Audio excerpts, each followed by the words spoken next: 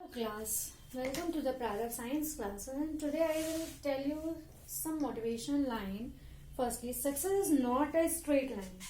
Success हमें इतनी आसानी से नहीं मिलता है, जानते हैं आप लोग, है ना।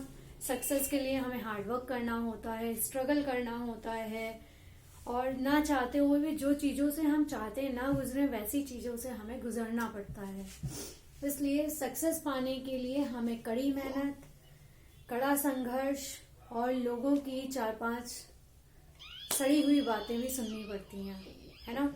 जैसा कि आप सभी लोग जानते हैं, जो स्ट्रगल कर रहे हैं, जो सुन रहे हैं लोगों की बातें, आप नहीं पढ़ोगे 4 लोग क्या कहेंगे, उनका बेटा ऐसा करता है, इनका बेटा ऐसा करता है। इतना कंपैरिजन हमारा क्यों होता है?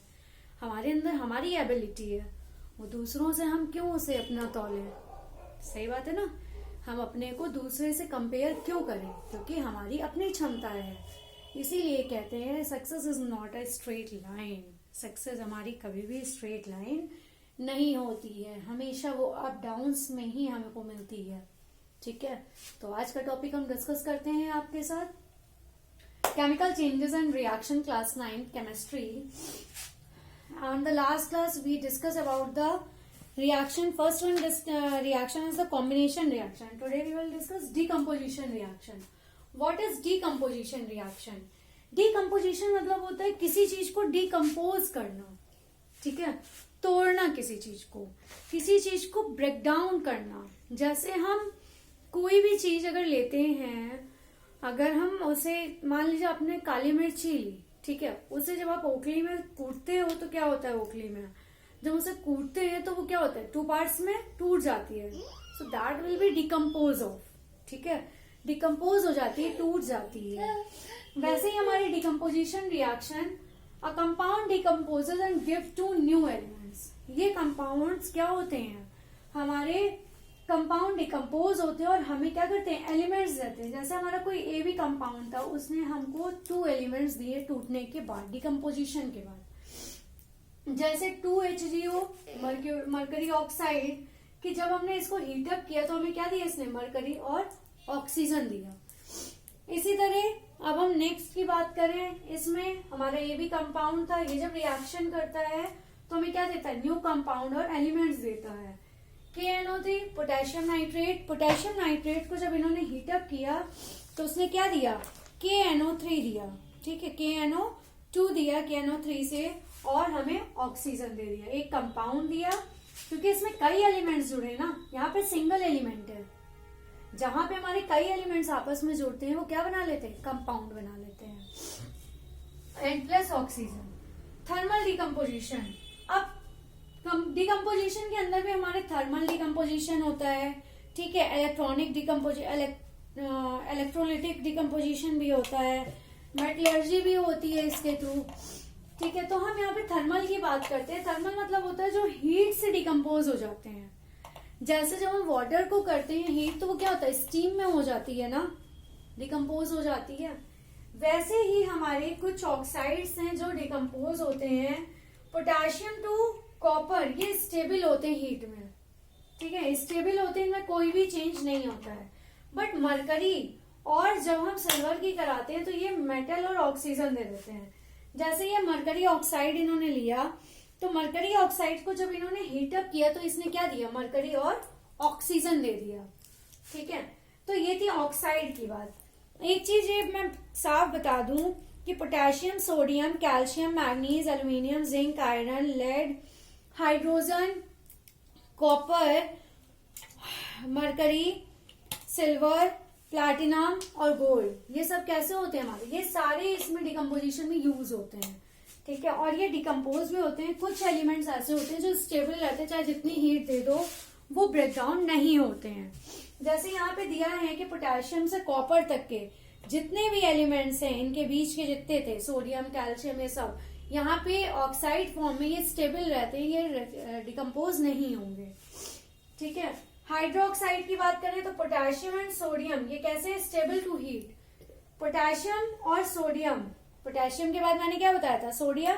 तो ये दोनों कैसे होते हैं? हीट में, हाइड्रोक्साइड में स्टेबल फॉर्म पे रहते हैं, और कैल्शियम टू कॉपर ये क्या करते हैं, अगर कैल्शियम से कॉपर तक में हम सबकी अगर रिएक्शन कराएं हाइड्रोक्साइड के साथ तो ये हमें मेटल ऑक्साइड और वाटर दे देता है।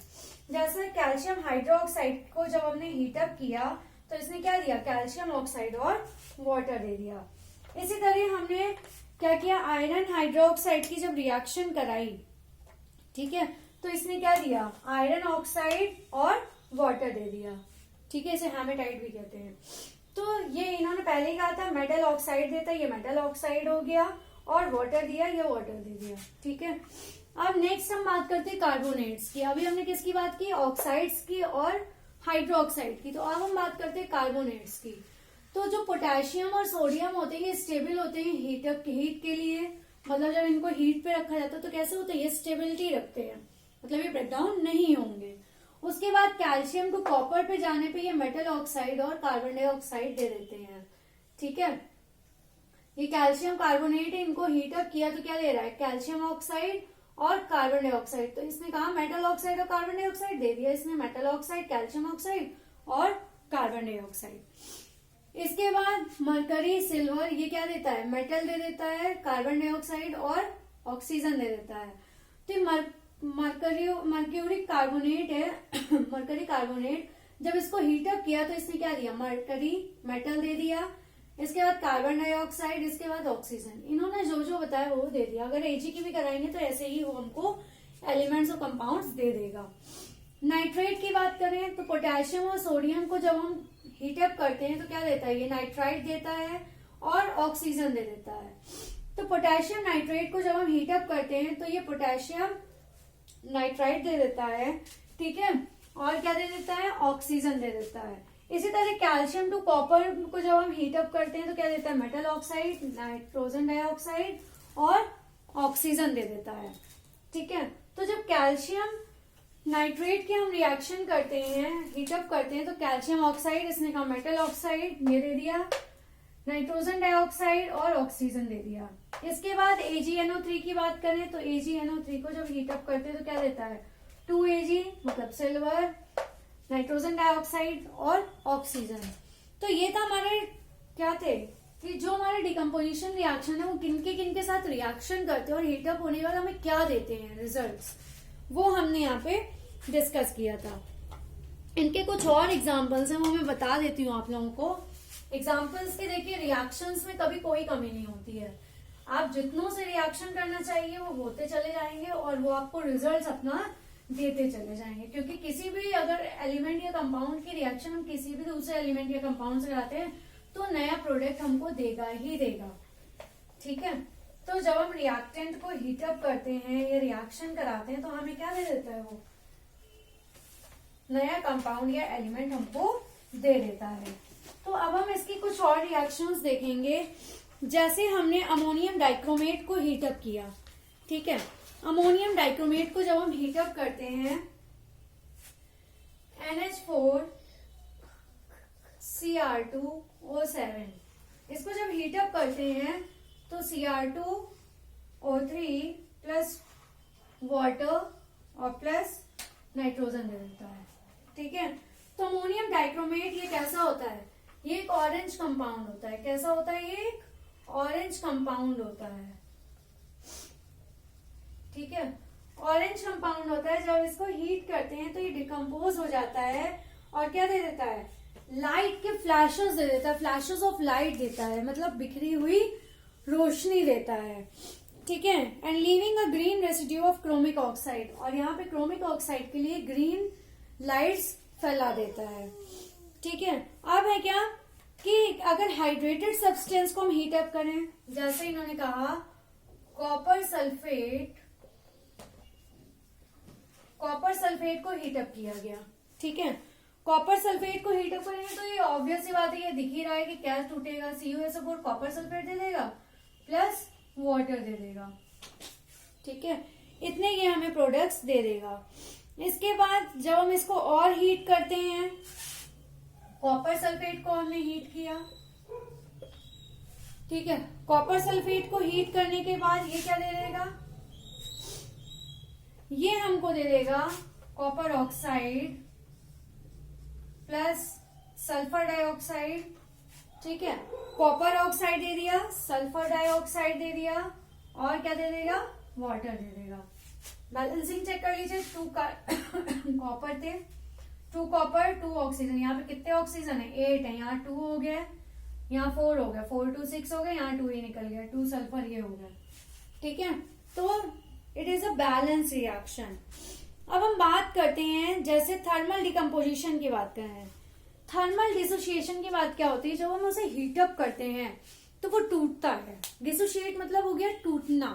ठीक है, तो जो ये डिकम्पोजिशन रिएक्शन होता है जिसमें सब्सटेंस हमारे डिसोसिएट होते हैं, जिसमें 2 और more simpler substances we forgot, ठीक है, उसमें एप्लीकेशन ऑफ हीट होती है। जैसे थर्मल डिसोसिएशन हम पढ़ते हैं यहाँ पे, थर्मल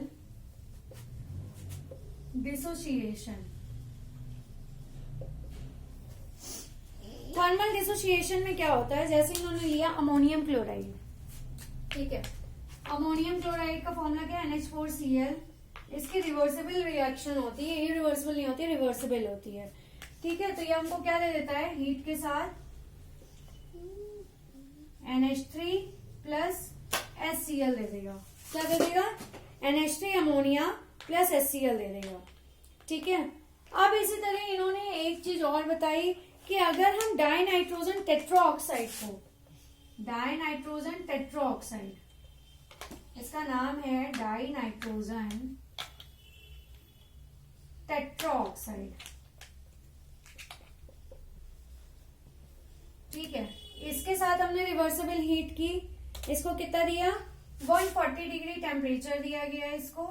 ठीक है, और उसके साथ साथ क्या किया गया, इसको यहाँ पे हीट किया गया, और जब ये वापस आता है तो यहाँ पे इसको कूल किया गया, कितना, 20 डिग्री सेंटीग्रेड टेम्परेचर देके। ठीक है, तो इतना दिया गया, तो इसने क्या दे दिया हमको, नाइट्रोजन डाइऑक्साइड दे दिया वापस में हमको। ठीक है, तो ये था हमारा, ये रिवर्सिबल रिएक्शंस होती हैं थर्मल डिसोसिएशन की।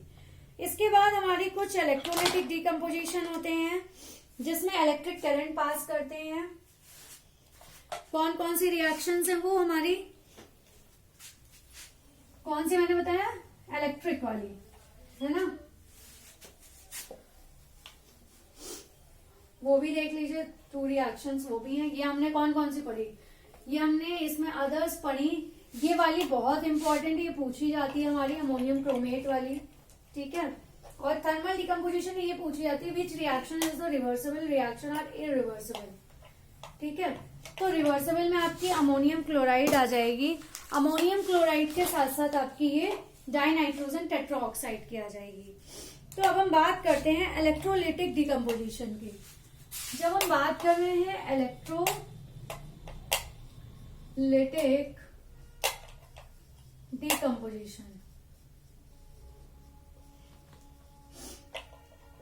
इलेक्ट्रोलाइटिक डिकम्पोजिशन की बात करें तो इसमें क्या है, हमारा 2H2O है वाटर। इसमें जब हम इलेक्ट्रिक करंट हमारा सप्लाई करते हैं, इलेक्ट्रिक करंट,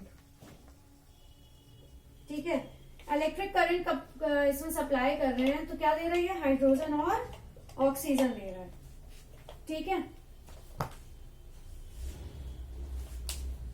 तो इलेक्ट्रोलाइटिक डिकम्पोजिशन में क्या है, इलेक्ट्रिक करंट हम पास करते हैं। इलेक्ट्रिक करंट पास करने में कैथोड एनोड में डिवाइड हो जाते हैं, और ये हमको अलग अलग क्या दे देते हैं, कंपाउंड्स और एलिमेंट्स दे देते हैं।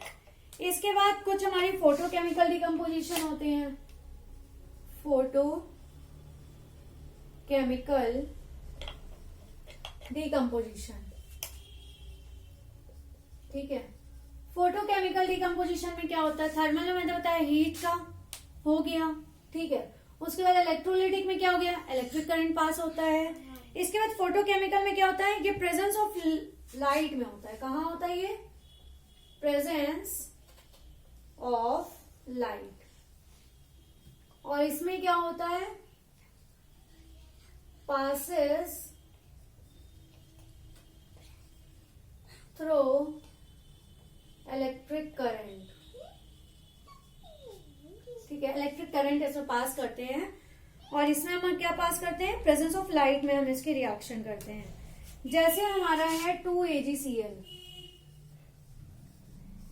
ठीक है। सिल्वर क्लोराइड है, सिल्वर क्लोराइड की जब इन्होंने रिएक्शन की सनलाइट की प्रेजेंस में, ये सनलाइट का साइन होता है, तो ये हमें क्या दे देगा, सिल्वर अलग दे देगा और क्लोरीन अलग दे देगा। ठीक है। इसी तरह इन्होंने वाटर की भी रिएक्शन कराई, 2H2O2, ये हमारा क्या होता है, H2O2, बाहरी जल कहते हैं, हाइड्रोजन परऑक्साइड भी कहते हैं, हैवी वाटर भी कहते हैं। इसको कराया तो ये क्या दे देगा, ये हमको पहले वाटर दे देगा 2H2O प्लस ऑक्सीजन दे देगा। ठीक है। ये इनकी कुछ रिएक्शंस हैं जो सबसे ज्यादा पूछी जाती हैं, इनके अलावा इससे कुछ नहीं पूछा जाता है। ये थर्मल डिसोसिएशन में मैंने क्या बताया, ये डिकम्पोज हो जाते हैं more than two two more than simple substances में, ये ब्रेक डाउन हो जाते हैं। डिसोशिएट मतलब ही समझ लीजिए कि टूटना, डिकम्पोज मतलब टूटना। एक सॉलिड चीज को छोटे छोटे टुकड़ों में तोड़ना ही क्या कहलाएगा, डिकम्पोजिशन कहलाएगा। ठीक है। तो हमारी डिकम्पोजिशन में हमने ऑक्साइड, कार्बोनेट, हाइड्रोक्साइड ये सारे पढ़े। उसके बाद इनकी कुछ हमारी अलग पॉपुलर रिएक्शंस थी। थर्मल डिसोसिएशन हो गई, electrolytic decomposition in the presence of electric current, ये सब हीट की प्रेजेंस में थे। Photochemical decomposition in the presence of photochemical, से ही ये समझ लीजिए कि जहां पे ये फोटो का नाम आ गया मतलब in the presence of light. Photo कब खींची जाती है, अंधेरे में तो नहीं खींचते आप लोग, तो फोटोज हम कब खींचते हैं, फोटो हम खींचते हैं in the presence of light. तो इसका मतलब हो गया कि हमें लाइट की प्रेजेंस में ये रिएक्शंस फुलफिल करनी है। ठीक है। तो ये रिएक्शंस हमारी photochemical in the presence of light में फुलफिल होगी। ठीक है। इसकी कुछ मेटलर्जी में भी हमारी यूज होती है डिकम्पोजिशन रिएक्शन, जैसे एक्सट्रैक्शन ऑफ मेटल है उसके ओर से, जैसे कि वो कंसंट्रेटेड से उसके ऑक्साइड में कन्वर्ट हो जाता है। ठीक है। इसके बारे में हम फिर डिस्कस करेंगे। आज के लिए बस इतना ही। एंड प्लीज अपनी सक्सेस को पाने के लिए आप अच्छे से मेहनत कीजिए, अच्छे से ऊंचाइयों तक पहुंचिए और कड़ी मेहनत करते रहिए। ठीक है। Please like share and subscribe my channel. Take care. Thank you class.